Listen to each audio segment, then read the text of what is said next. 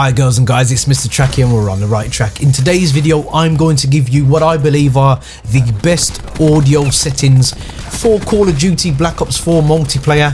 Now these are settings that I did use in Black Ops 3 and you better believe Treyarch are going to use the same sound engineering in this particular game to get the same kind of outcome as their previous games. It's what most studios do. I've previously worked in a studio, that's why they call me Mr. Tracky. As most of you guys who have been subscribed to me will know, I've made music for the longest time. So if you head over to audio and then go to your audio settings, we want to keep master volume at 10 because this is the overall volume played. You'll see audio presets there and then the different types of volumes. Now we're going to mess with the volumes first, and what you'll see is the voice volume. We'll want to keep that because that will pinpoint when enemies are talking and you'll hear them. Music volume, you can turn this totally off. I turn it down to 5 because I don't want to get totally bored during the menus. Sound effects, we keep them as 10,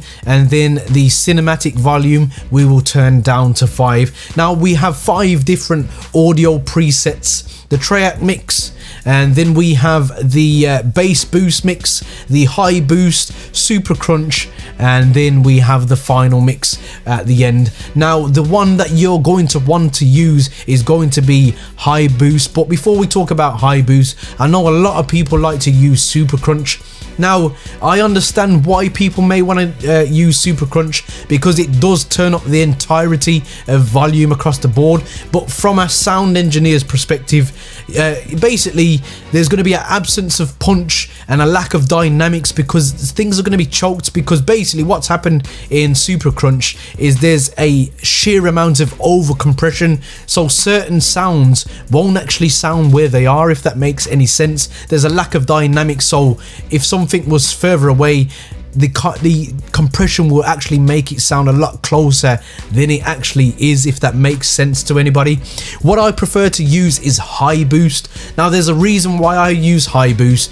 It will basically turn up the volumes that are needed in terms of frequencies for footsteps without turning up the low end stuff, so your explosions when you're calling in choppers and stuff, these lower frequencies, and they can cause what's called musical mud basically, and it can muffle the sounds that you are trying to listen out for. So that's why I don't use Supercrunch, because that will turn up helicopters as well as footsteps, thus muffling stuff for when you want to hear them. So for me personally, it's definitely going to be high boost, as this will make it so much clearer for you to hear the likes of footsteps in the game and make it a lot easier for you to pinpoint where your actual enemy is coming from very clearly, with so much clarity. It's unbelievable. Play the two together, make a comparison, but believe me,